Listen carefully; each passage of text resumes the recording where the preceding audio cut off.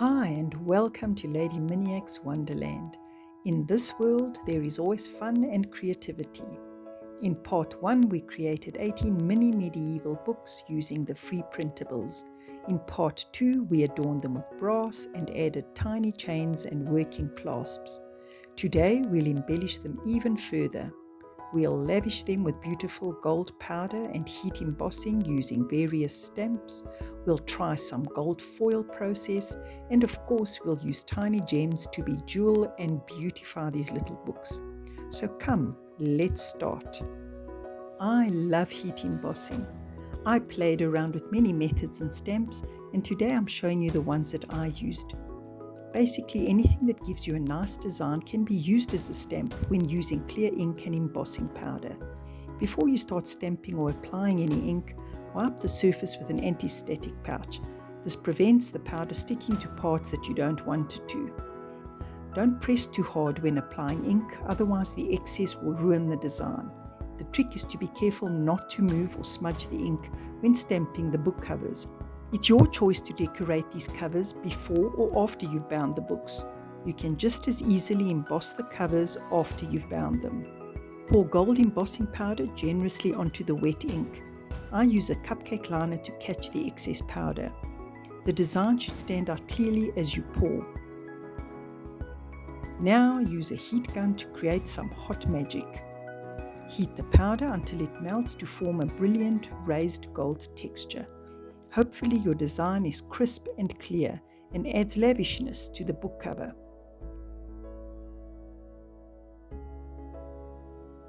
If a book cover has a design that doesn't need further decoration, you may consider just adding a fine, clear layer of embossing powder to give a slightly coarser effect.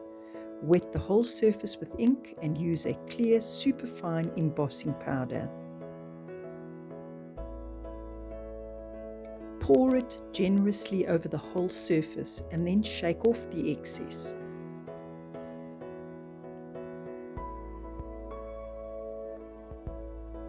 Watch it slowly transform as it gives your cover a more bumpy, grainy texture.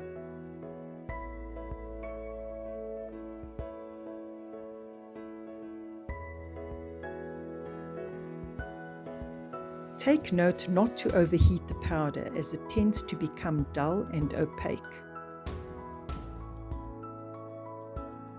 Next is an easy way to create those raised ridges on the curved book spines. If your book has visible ridges printed on its design, use a clear embossing pen to carefully follow the lines. Always remember to wipe your item with the anti-static pouch before you add any ink to make sure that powder only adheres where it's intended. If unwanted embossing powder sticks to the spine, make sure that you remove it before applying heat, as it will ruin your neat ridges. A forceful blow of air should help to disperse stray embossing powder. And there you have lovely raised spine ridges. Another way to create spine ridges is to use any stamp with suitably spaced straight lines. It doesn't even need to be a rubber stamp. I'm using one that I made myself using thin plastic strips and super glue. Try to stay steady when stamping the spine so that there's no smudging. Don't go over the lines more than once.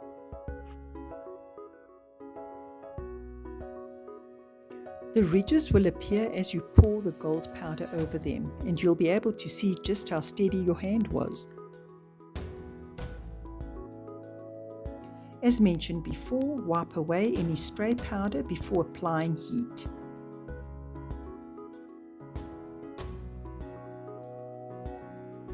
These little ridges add important detail to the books, and they finish off the book spines nicely.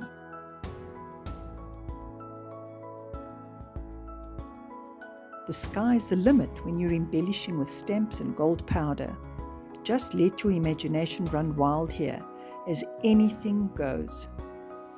Scale is paramount when creating miniatures. It creates an authentic look which makes all the difference. I love this little set of fleur-de-lis rubber stamps for my books. You can choose to stamp both sides at once, or to emboss one side at a time so that you don't smudge the ink with your fingers. Always collect the excess embossing powder and reuse it.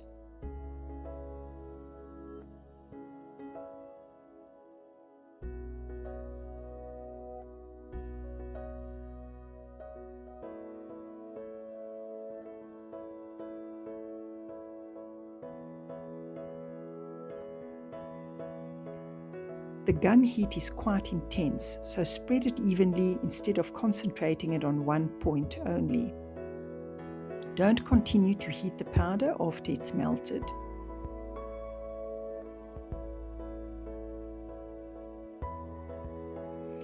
I'm showing you various designs purely for inspiration. You can experiment to your heart's delight and play around with scale, shapes, and designs.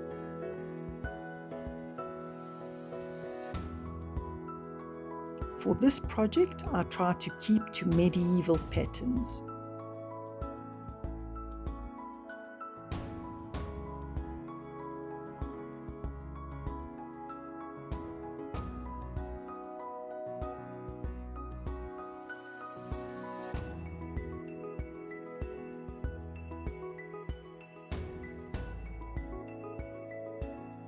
Every time I heat emboss, I love to see the dull powder transform into a brilliant gold texture.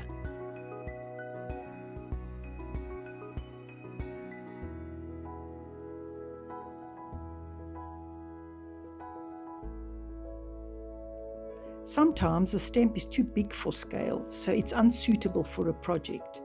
If you want to isolate or use only part of a stamp design, use an embossing pen to ink only the parts that you need.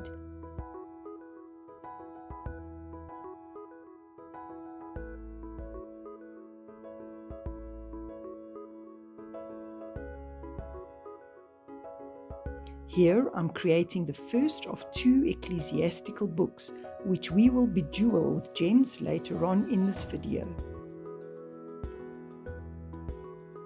The possibilities of heat embossing are endless. If you have a plain design which you feel needs some extra detail, consider creating a gleaming gold edge that gives you the desired effect. Extravagantly decorated medieval books were known as treasure bindings and were elaborately adorned with gold and jewels. I'm so glad that this gives me license to use lavish amounts of gold embossing on my own little books. You can also read more about treasure bindings in my blog post. I've had plenty of mishaps with stray embossing powder, and believe me, I've ruined my fair share of book covers. If static has caused unwanted powder to stick to an item in places where no ink has been applied, I find that blowing air forcefully onto it seems to help remove it. You can also use an earbud to wipe away unwanted powder before you apply heat.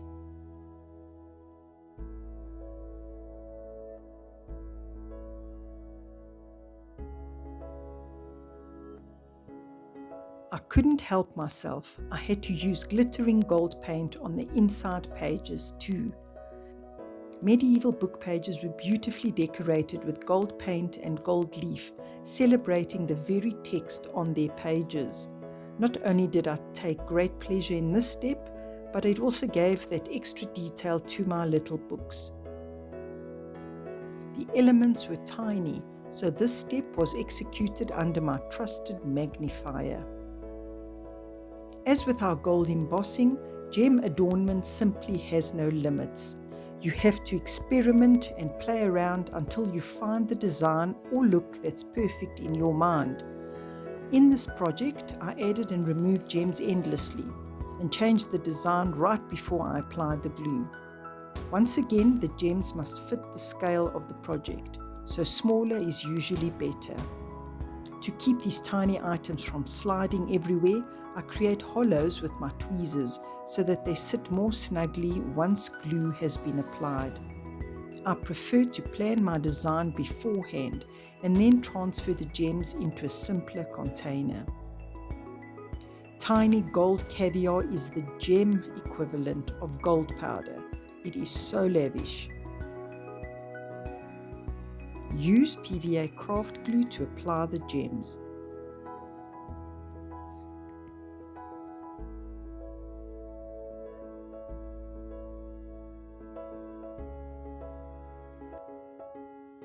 As mentioned earlier, many ecclesiastical books were extravagantly decorated with precious metals and every imaginable kind of jewel.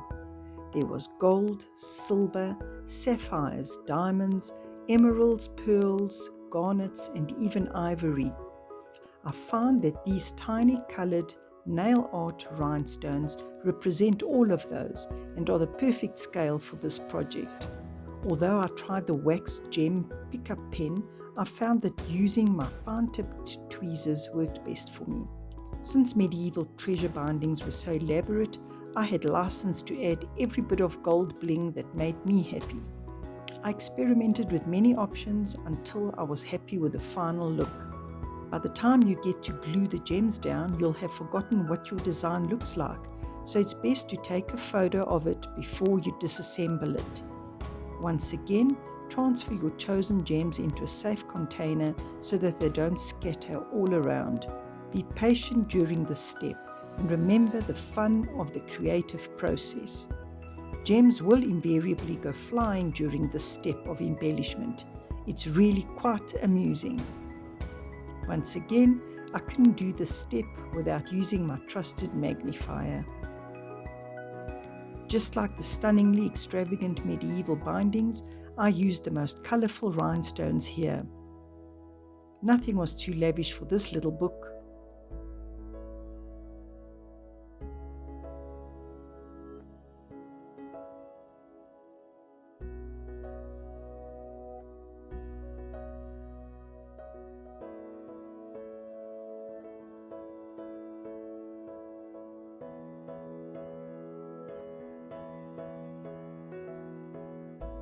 Remember to create hollows so that the gems sit snugly once they're glued in place.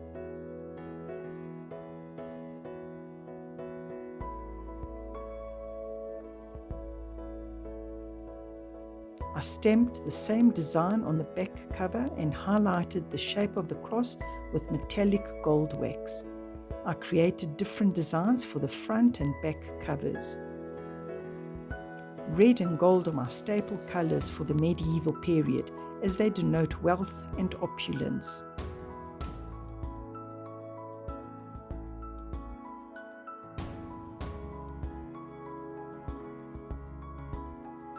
I used a bigger sized gold caviar for a bigger, bolder design on the back cover.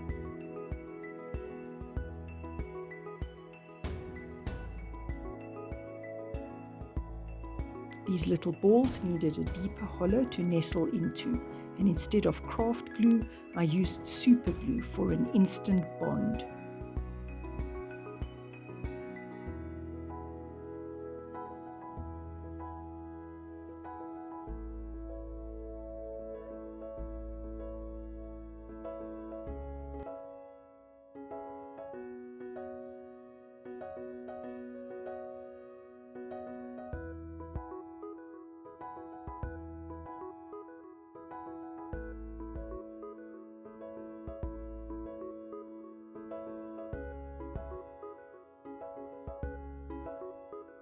Medieval books were large and heavy and could easily be damaged when lying open or moved around on rough surfaces.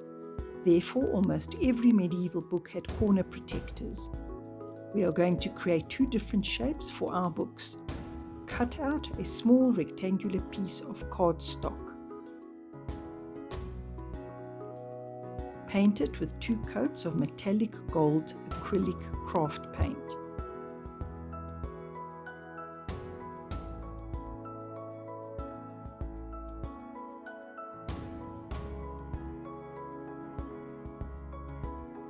Cut out small triangles in the correct scale for your mini book.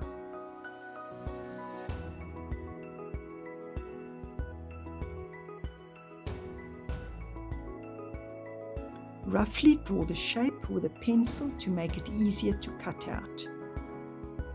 One type has a hollow or concave shape and the other is arched or convex. If you find it easier, you might prefer to use a craft knife to cut out these small shapes.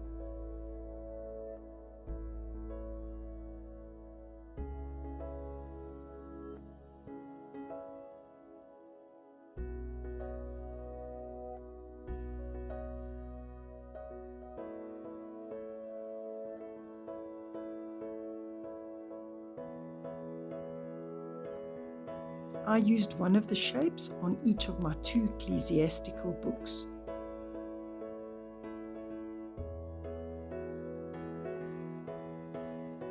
I felt that these little corner protectors looked too smooth and shiny for the book, so I added some texture to them by creating dents with a ballpoint stylus. This helped the corners to blend better with the rest of the book design. Attach the corner protectors with craft glue. Then create tiny hollows for the all-important stud detail. These tiny metal studs add much authenticity to these medieval books. Remove the nail heads with an end cutter. Try and cut the shank off as cleanly as possible so that the underside of the nail head can sit flat. Use super glue to attach them.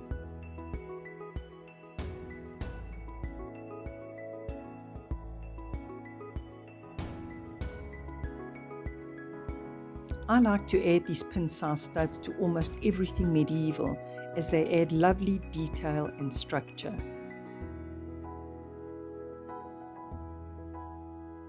Add the most protruding gem last so that you don't put unnecessary strain on it while decorating the book.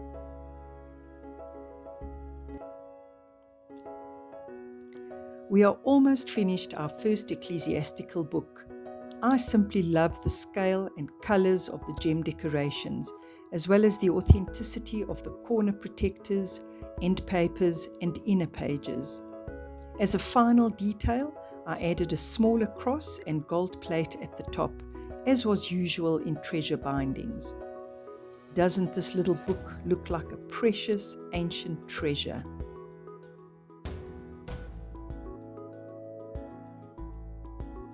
For our second ecclesiastical book, cut a piece of cardstock that measures roughly twice the height of the book. It doesn't have to be exact. Then cut this piece in half. We'll be creating a slightly raised cross for the front book cover. You can use any type of cross. I just prefer the Knights Templar cross for medieval projects. I downloaded a free image, sized it to fit comfortably on the book, and printed it out. Glue these 2 pieces together with craft glue.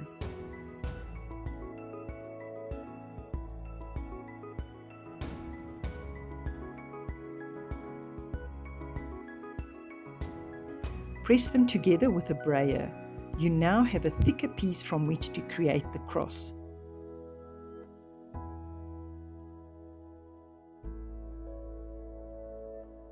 Glue the image onto the double piece of cardstock.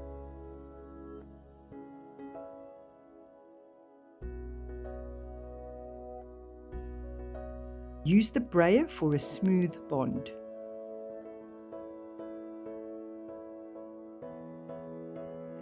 Once again, I prefer to cut it out with micro-tipped scissors, whereas you might find it easier with a craft knife.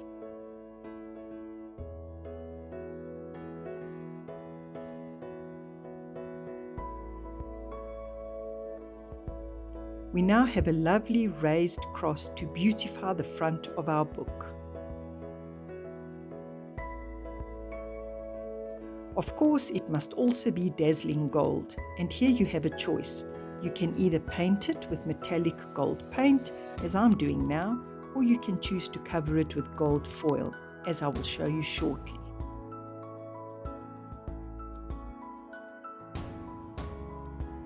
I'm adding the second type of corner protector to this book. Attach them with craft glue.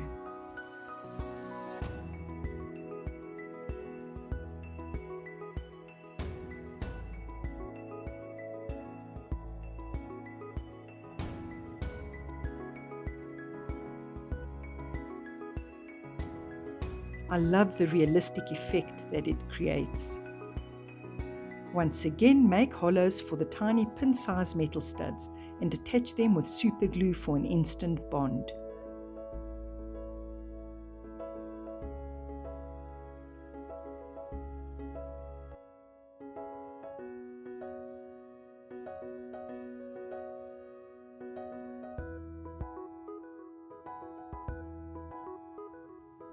The glue commonly used to attach gold leaf or foil is called adhesive size. Apply a thin, even coat of this liquid glue to your cross using a soft paintbrush. Make sure you thoroughly coat the area where the gold foil must adhere.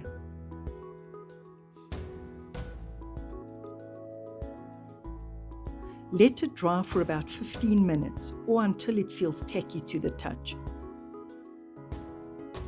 Before you apply the foil, make sure your hands are dry and that there's no draft in the room, otherwise you will ruin the flimsy sheets.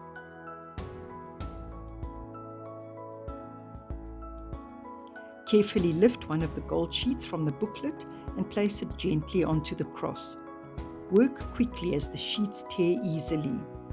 Gently press down with your fingers so that the foil adheres properly to the cross and leave it to dry for a few minutes. When you feel that enough time has passed, remove the foil sheet and proceed to gently brush away the excess foil with the dry, stiff, bristled brush.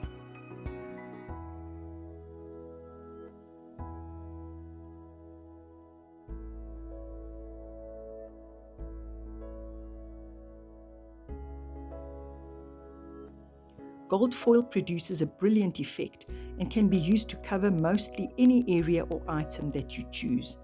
I even coated the small brass studs on the front cover later on in the process. This cross will be the focal point of our second Ecclesiastical book.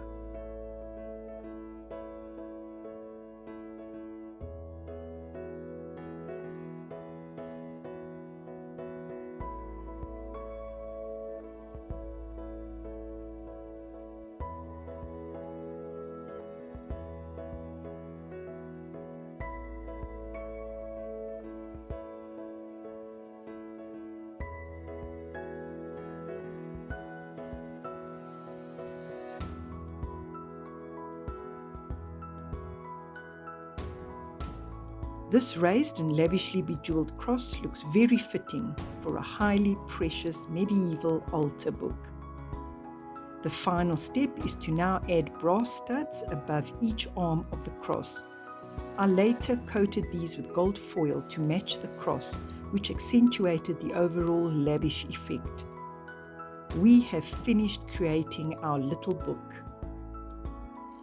The textured corner protectors, the gold Templar cross with beautiful rhinestones, the illuminated pages, antique end papers, and the beautiful double clasps all make this a tiny, priceless treasure.